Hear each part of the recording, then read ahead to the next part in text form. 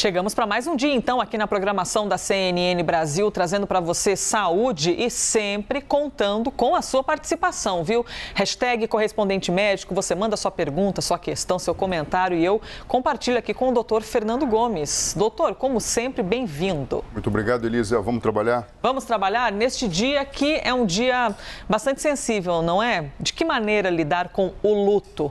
Dia de finados é aquele momento em que muitas pessoas acessam lembranças, não é? Momentos de amor com quem a gente ama, a saudade daquela companhia, às vezes uma data festiva, as palavras, o aconchego, o colo, enfim, quaisquer que sejam as suas lembranças.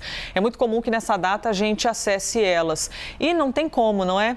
Neste dia, a gente lembra do sentimento de dor e de luto das mais de 600 mil famílias que perderam alguém por Covid-19. Imagina como é que foi para cada um lidar de diferente maneira com essa dor da perda que esteve tão presente e ainda permanece na vida de muitos brasileiros que ainda perdem a vida pela Covid-19.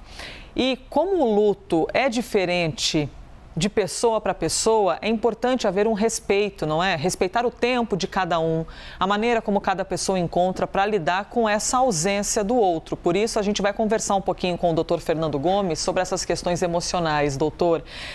Cada pessoa sente a perda, sente a dor de ver alguém que ama morrer de uma maneira diferente. Alguns ficam mais apáticos, nem sabem direito como reagir, outros choram muito, outros negam, né? Tem essa sensação de negação. E é importante respeitar, não é, doutora, a maneira como cada um sente a perda do outro. Sem sombra de dúvida, a gente sabe, Elisa, isso baseado em dados científicos, que o luto ele é composto por fases. Então, existe uma psiquiatra suíço-americana chamada Elisabeth Kübler-Ross, que conseguiu, de alguma forma, dar os passos iniciais e conseguiu dissecar, na verdade, o que acontece nesse período de aproximadamente 2 anos, que é comum às pessoas, de uma forma geral, acontecer. Então, a gente tem uma fase inicial, Elisa, que é uma fase de negação. Então, as pessoas, muitas vezes, elas tendem ao isolamento e tendem a negar aquela situação. Depois disso, surge uma fase de raiva, de ira mesmo, tentando, de alguma forma, lutar contra o que acaba sendo inevitável, né? Depois que essa fase passa, vem uma fase de barganha, em que o indivíduo ele tenta fazer trocas, ou então, pelo menos, olha, estava sofrendo tanto, que bom que foi, e a gente vai seguir dessa forma, ou então isso acontece com todo mundo, enfim, é uma barganha. Depois disso, vem uma fase que acaba sendo uma fase de depressão, uma fase de introspecção e de tristeza profunda. E depois, então, como se fosse uma fênix ressurgindo do ponto de vista psíquico, a gente fala, vem uma fase de aceitação em que o significado de todo esse processo acabou acontecendo. Então, da mesma forma que a gente reconhece algumas coisas humanas, como, por exemplo, a fase da paixão, quando a gente fala do enlace romântico, é importante a gente também respeitar essa fase do luto, que é uma fase muito diferente e própria para cada uma das pessoas.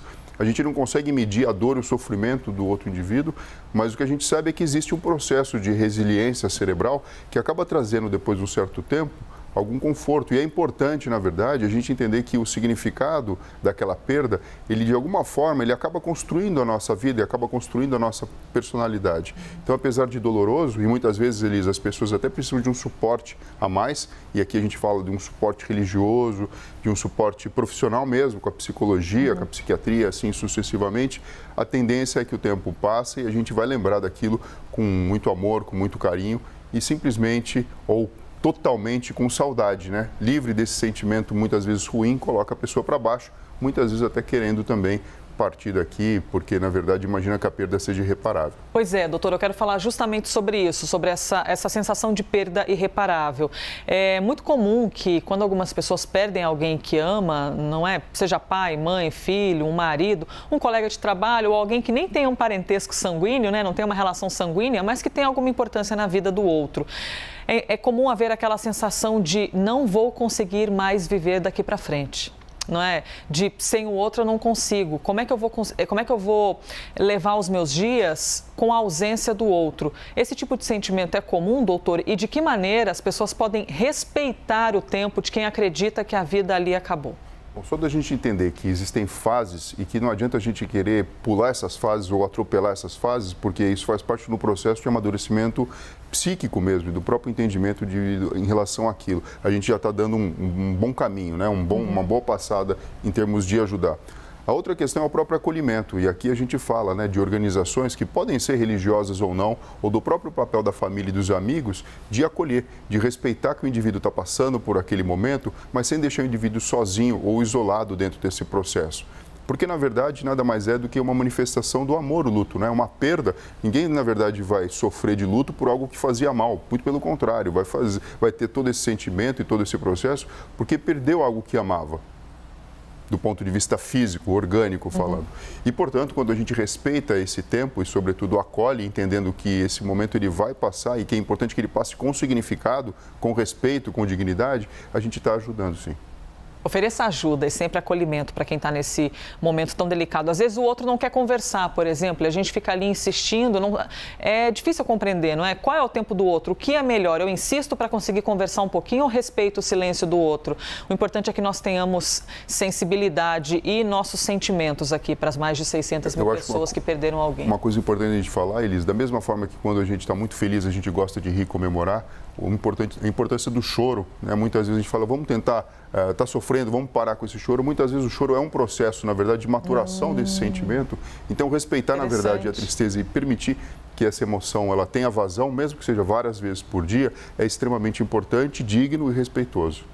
Muito bem, tá aí, palavras então do Dr. Fernando Gomes. Seguimos aqui com o nosso quadro, quer mandar mensagem, quer comentar a respeito do luto mesmo, de que maneira você conseguiu superar essa dor? Às vezes você manda uma mensagem que para você pode parecer algo bobo, mas que pode influenciar outras pessoas e principalmente levar bem-estar, que é o que a gente sempre deseja.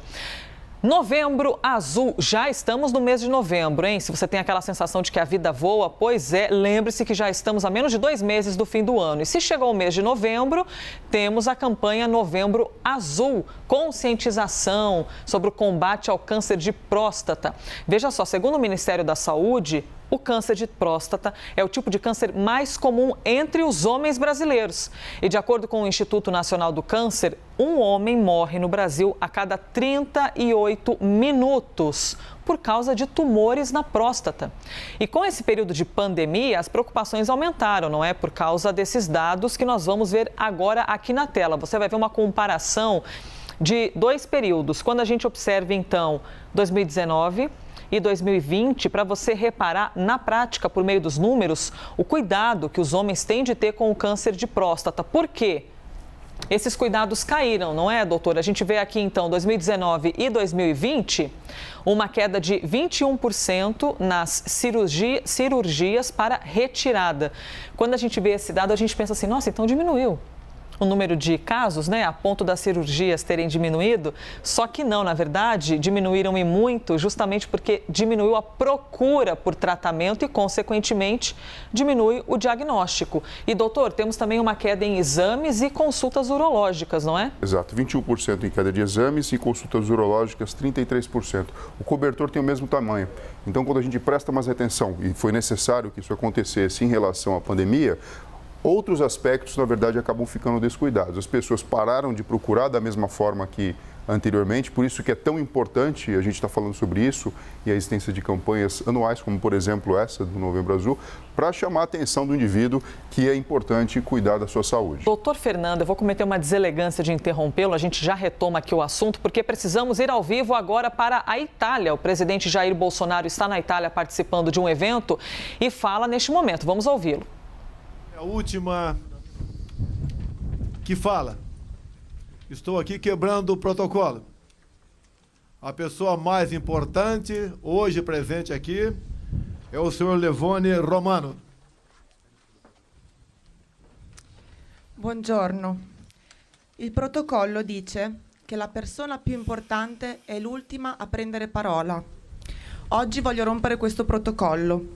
La persona più importante qui oggi. Vocês continuam acompanhando às 7 horas e 44 minutos, acompanhando então as palavras do presidente da República, o presidente falando em português e, pelo que pudemos compreender, com uma tradução para o italiano. Muito honrado. Pela primeira vez, estou em solo italiano. Solo esse, neste momento, sagrado para nós, onde rememoramos aqueles que tombaram em luta pelo aquilo que é de mais sagrado entre nós, a nossa liberdade.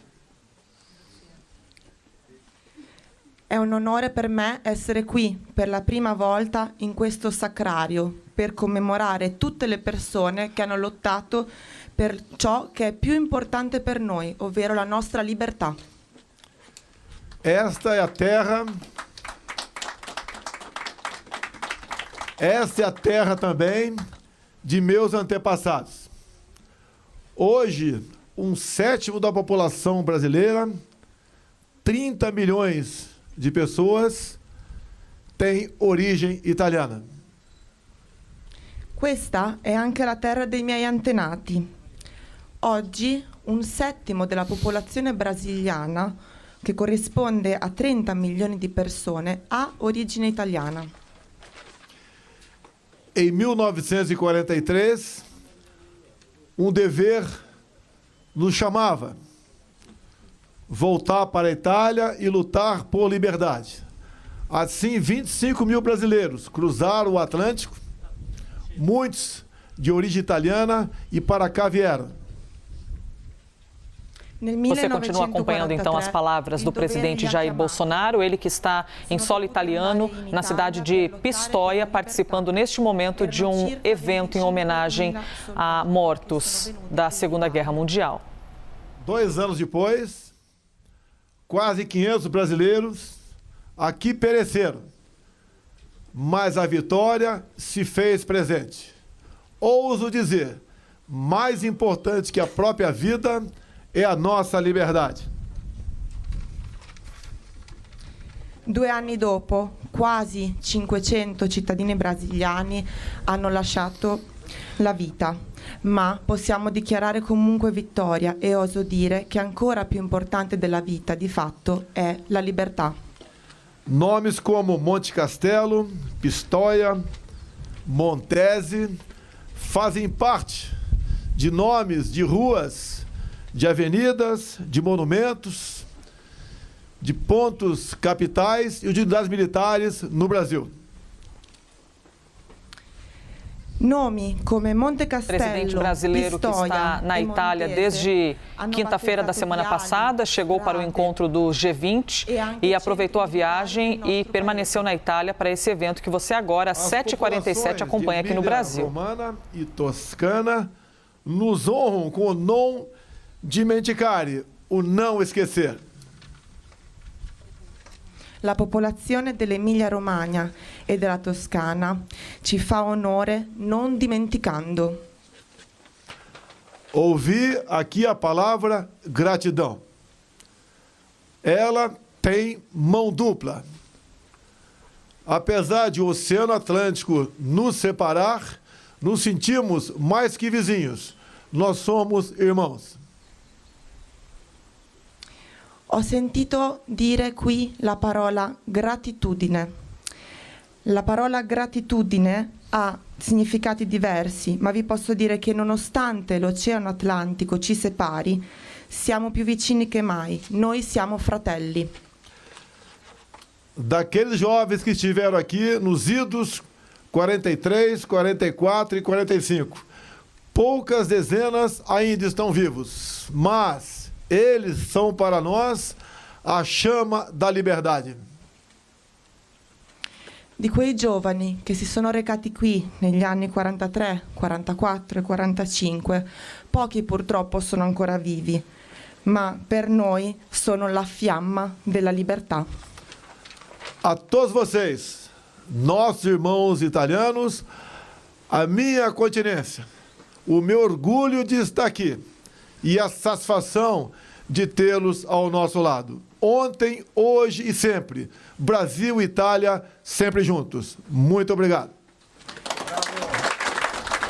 A tutti voi. Termina agora, então, o pronunciamento do presidente brasileiro, Jair Bolsonaro, que está na Itália, na cidade de Pistoia, participando, então, de um evento que começou há mais de 1 hora, teve hasteamento da bandeira brasileira, também teve hino nacional, uma cerimônia que contempla não apenas a presença do presidente, como também de alguns ministros do governo federal. E faz referência, então, para você que acabou de chegar aqui na programação da CNN Brasil, aos pracinhas, aos brasileiros que morreram na Segunda Guerra Mundial. Assim que o presidente fizer algum novo pronunciamento ou, porventura, falar com a imprensa, Leandro Magalhães é o nosso enviado especial. Leandro Magalhães acompanha e vem conosco aqui ao vivo para contar tudo o que ocorre nesta manhã de terça-feira aqui para o Brasil e com algumas horas à frente da gente, o presidente brasileiro na Itália. Muito bem, doutor Fernando, obrigada, viu, pela gentileza de aguardar, mas canal de notícia é assim mesmo, não é? A gente tende a atrás sempre daquilo que ocorre ao vivo. Mas o senhor já está habituado. Exatamente, o presidente trabalhando lá na Itália e a gente trabalhando aqui, Elisa. E nós seguimos aqui com o nosso trabalho porque estávamos falando atenção do Novembro Azul e dos homens que geralmente, doutor, independentemente do período, nós estamos numa pandemia, isso fica ainda mais atenuado. Mas os homens têm uma tendência de procurarem um pouco menos o médico do que as mulheres, não é, doutor? Sim, é por isso que essas campanhas são tão importantes, né? Naturalmente, a mulher, geralmente assim que começa a ter a menstruação e tem todas as questões relacionadas com a parte reprodutiva e cuidados como, por exemplo, o câncer de mama ou até a própria gestação, elas procuram de uma forma mais rotineira o ginecologista. O homem, na verdade, acaba tendo um pouco de resistência, mas também existe um lado que não é tão ruim assim, Elisa. Por quê? A gente sabe que o câncer de próstata, ele acomete homens, principalmente depois dos 50 anos de idade. Mas, de qualquer forma, isso não é uma justificativa para você ficar aí sentado esperando o tempo passar e não se preocupar com a sua saúde. Vamos recapitular aqui então, ó, que nós estávamos mostrando as informações para vocês. Vejamos então aqui, diminuição entre 2019 e 2020 em cirurgias, em exames, em consultas urológicas. Doutor Fernando Gomes, eu quero que a gente possa pausar aqui no exames. De que maneira pode ser diagnosticado o câncer de próstata e por que os homens têm de procurar um médico para poder fazer esse exame preventivo? Bom, exame preventivo, o motivo é simples, porque um diagnóstico precoce de um câncer de próstata tem grande chance de cura, beirando quase 90%. Muitas vezes o câncer de próstata ele pode não dar sintoma nenhum e é através do exame de toque, de PSA e de exames de imagem e biópsia que você consegue fazer o diagnóstico preciso antes de, se for um câncer invasivo, enfim, que ele venha se espalhar. Então, é muito importante essa prevenção, essa atitude preventiva de procurar antes que o problema venha acontecer. Agora, é lógico, Elisa, existem sinais e sintomas típicos, como, por exemplo, dor na micção, dificuldade para urinar, sangue tanto na urina como no esperma. Então, assim, existem também algumas alterações que podem ser comuns e já fazendo parte da manifestação clínica do câncer de próstata. Vou aproveitar e deixar aqui o alerta. Se você tem um homem que você ama, que tenha mais de 50 anos ou 45 anos, o senhor também a orientação falou, né, é 50 anos de idade, todos os homens, 45 anos, indivíduos que tenham pele negra e que tenham antecedente familiar de pessoas que tenham apresentado câncer de próstata, porque existe uma correlação muito grande de uma maior incidência. Com a genética. Então, se você convive com alguém que tem essa idade, pergunta de vez em quando, já fez o exame, já procurou o médico, fez o exame do toque, e a gente também tirar essa brincadeirinha que é boba, não é? De ficar, às vezes, debochando do outro, não foi fazer o exame porque tem medo. Somos todos seres humanos, precisamos nos proteger e temos de procurar ajuda médica, porque não tem nada pior do que perder alguém que a gente ama porque deixou de fazer um exame por preconceito. Próximo assunto que a gente traz aqui para você, o jogador argentino, o Sergio Agüero, que joga no Barcelona e também na seleção da Argentina, foi afastado. Pois é, afastado por pelo menos 3 meses pelo clube para tratar problemas no coração. Vou te contar o que aconteceu. Caso você, de repente, não acompanhe muito futebol, foi durante uma partida, o jogador precisou ser substituído e levado ao hospital, porque estava sentindo muita dor no peito, dores fortes. O atacante disse nas redes sociais que está bem, está animado para a recuperação. E aí houve a explicação do que teria acontecido. Segundo a imprensa espanhola, Agüero tem uma arritmia cardíaca. Pois é, arritmia cardíaca. Doutor Fernando Gomes, já que temos uma notícia como essa envolvendo alguém que chama muito atenção, a gente não quer ver a dor de ninguém, mas quando alguém que tem fama, é bem sucedido na carreira, conhecido mundialmente, vem a público e fala, tem um mal-estar como esse e é divulgado que é por arritmia cardíaca, é uma oportunidade boa para a gente poder pegar esse assunto e alertar os outros, não é, doutor? Sim, vamos lá. O que é a arritmia cardíaca? O coração ele tem um ritmo de trabalho. Então, a gente tem 4 cavidades, 2 átrios e 2 ventrículos, e durante todo o processo do seu funcionamento existe a sístole, onde você tem o esmagamento do sangue que está dentro das cavidades ventriculares para a ejeção de vasos que vão sair do próprio coração para ir para o pulmão, ou então para a aorta e para todo o corpo. E depois, então, você tem a diástole, onde você tem um relaxamento. Enfim, e dessa forma, você tem o trabalho do coração acontecendo. Para que isso dê, na verdade, aquele famoso tum-tum, tum-tum, tum-tum, que é o ritmo cardíaco de forma organizada, nós temos um sistema que é composto por neurônios que ditam, na verdade, esse ritmo. Então, quando existe uma alteração do ritmo normal do coração para que a bomba cardíaca funcione de forma harmônica e garanta tanto a perfusão do próprio pulmão como do corpo como um todo, nós temos o que a gente chama de, no que nós chamamos de arritmia. A perda desse ritmo pode trazer prejuízos para o indivíduo, porque você imagina o seguinte, Elisa, você necessita daquela injeção de sangue e de repente o coração ele foi ineficaz em determinado momento e faltou sangue de forma adequada naquele momento para perfundir o cérebro, então para perfundir o próprio coração e o resto dos órgãos. A pressão arterial pode cair, esse ritmo pode não voltar ao normal, o indivíduo pode até evoluir para uma parada cardíaca, o que pode ser causa de morte. Doutor, para tirar aqui algumas dúvidas, por exemplo, às vezes a pessoa está passando por um momento de estresse, está nervoso, leva um susto ou está praticando um esporte. Naturalmente o coração vai começar a bater mais acelerado até para dar conta desse estímulo todo. Isso não é arritmia cardíaca, a gente está falando de uma desordem no batimento do coração. Quais são os sintomas exatos para que as pessoas não sintam dúvida, né? Achem que, nossa, estou praticando esporte, meu coração saiu de linha, meu Deus, está batendo diferente. Não é isso, né, doutor? Não é isso. Isso faz parte do processo, né? Quando você vai fazer atividade física, você aumenta a demanda e a necessidade do fluxo sanguíneo no corpo como um todo e para isso o coração trabalha, aumentando, por exemplo, a frequência cardíaca e muitas vezes a gente sente esse batimento acontecer.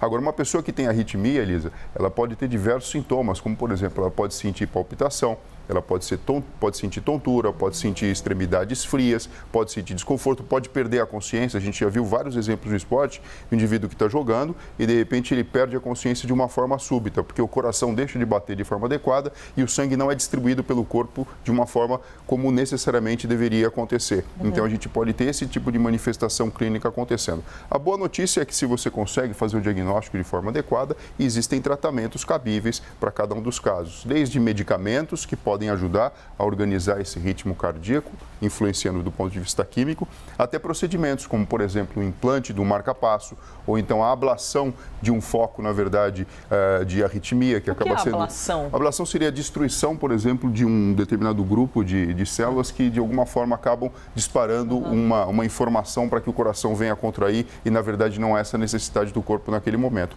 Então, você tira essa coisa anômala que existe no coração e ele volta a funcionar de uma forma normal.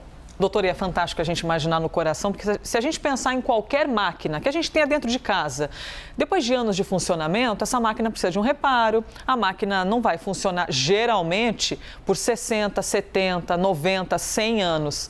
Mas o nosso coração, em teoria, não é? A gente deseja que seja assim para todo mundo, vive por muitos anos, muitas décadas e muitas vezes não apresentando qualquer problema. Então a gente tem de festejar quando passa uma vida inteira sem ter de fazer nenhum reparo nessa máquina, né? Sem sombra de dúvida, Elisa, e cuidar disso aqui com muito carinho e muito cuidado, né? Então, hábitos saudáveis, evitar o tabagismo, evitar a ingestão de bebida alcoólica em excesso, tomar cuidado com a própria alimentação, evitar de qualquer forma o sedentarismo. O coração gosta de trabalhar e para isso, então, a gente precisa fazer atividade física regular.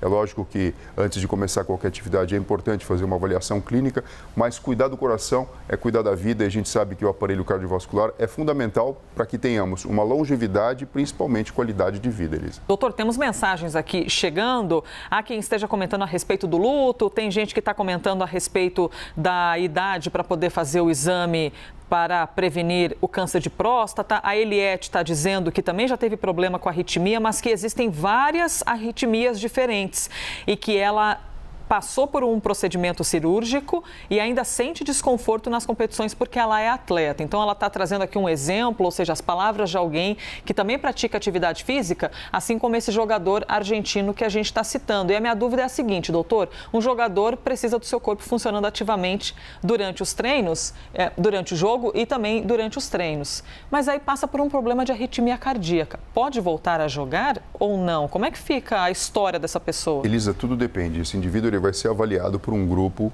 de especialistas, no caso, na cardiologia, e vão detectar se existe, na verdade, uma segurança ou não de liberar ele para uma atividade que, na verdade, foge do normal da nossa vida de relação.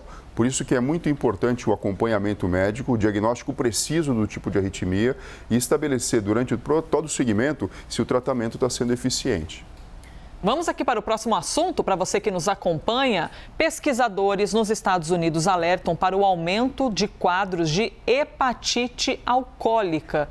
E esse aumento foi durante a pandemia. Eles cruzaram alguns dados sobre transplante de fígado e o aumento na venda de bebida alcoólica no país depois do surgimento da pandemia, desse momento de Covid-19. E os dados são esses aqui, ó.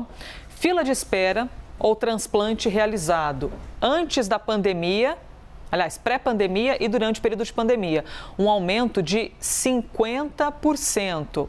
E no período de março de 2016 a janeiro de 2021, foram mais de 30 mil transplantes realizados. Então, eles conseguiram observar o que ocorreu antes da pandemia, fazendo uma conexão com esse momento agora de pandemia. E viram que, sinalzinho de alerta, pode ser que tenha havido um aumento excessivo no consumo de álcool que pode afetar o fígado. Curioso e interessante, não é, doutor, poder fazer essas relações e alertar a população. O mais interessante é que a gente sabe que isso acontece do ponto de vista individual, mas quando a gente olha macroscopicamente um país da dimensão que é os Estados Unidos, a gente consegue ver que existe uma correlação direta mesmo entre o consumo excessivo de álcool e o dano irreparável do fígado, levando à cirrose e muitas vezes necessitando do transplante de fígado. Hepatite alcoólica, então, é um mal num determinado órgão do corpo causado simplesmente, exclusivamente pelo consumo de álcool. Exato. Quando o indivíduo ele ingere álcool, sempre o fígado vai trabalhar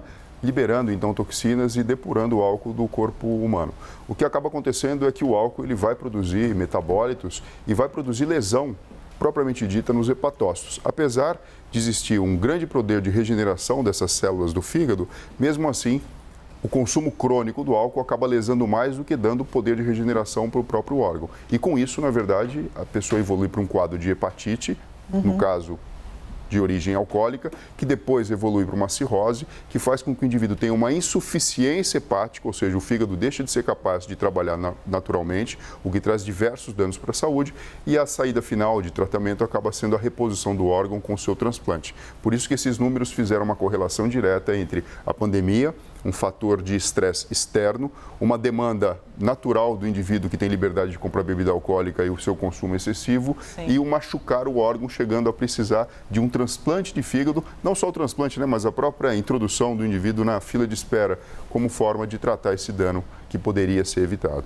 Deixemos aqui a consequência de um alerta importante. Uma coisa é vida social, é você tomar um drink de vez em quando, e outra coisa é quando as coisas começam a sair do controle. Então, só para a gente poder encerrar o quadro, doutor, o que alguém que está de fora, ao lado de alguém que de repente pode ter se tornado um alcoólatra, está consumindo um pouquinho a mais do que o habitual, quais sinais a pessoa pode identificar para oferecer ajuda? Bom, quando você nota que o indivíduo depende daquilo para viver de forma plena e, enfim, pelo menos aparentemente feliz, você já percebe que tem um alerta aí para buscar ajuda. Quando já começam a existir consequências, e aqui a gente fala de diversas consequências, mas basicamente da insuficiência hepática, né? Então, o indivíduo pode, na verdade, aumentar o volume abdominal, pode mudar a coloração da pele, pode apresentar tremores, abstinência alcoólica, enfim. Aí já é um momento bem grave em que precisa de ajuda, de fato, do cirurgião do aparelho digestivo, o indivíduo que é especialista em transplante de fígado, para avaliar e talvez colocar o indivíduo dentro da fila de espera para poder fazer o tratamento, Elisa.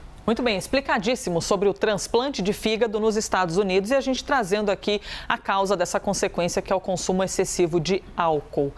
O que é saúde para você, hein? A CNN Brasil vai reunir médicos, psicólogos, atletas, artistas para discutir junto com você a importância da gente ter saúde, da gente cuidar do nosso corpo, principalmente depois de quase 2 anos de pandemia. Então, para entender melhor todos esses aspectos, temos um evento, em dia 5 de novembro, ou seja, sexta-feira está chegando. É só você apontar a câmera do seu celular para esse QR Code que está aparecendo aí. O evento é online, é de graça, você pode participar, inclusive mandar suas questões e seus comentários, tá bom? Eu garanto para você que está imperdível, muito interessante poder participar. Doutor Fernando Gomes, obrigada por mais um dia. Obrigado a você, Elisa. Pessoal, se cuidem e até breve. Este foi mais um Correspondente Médico.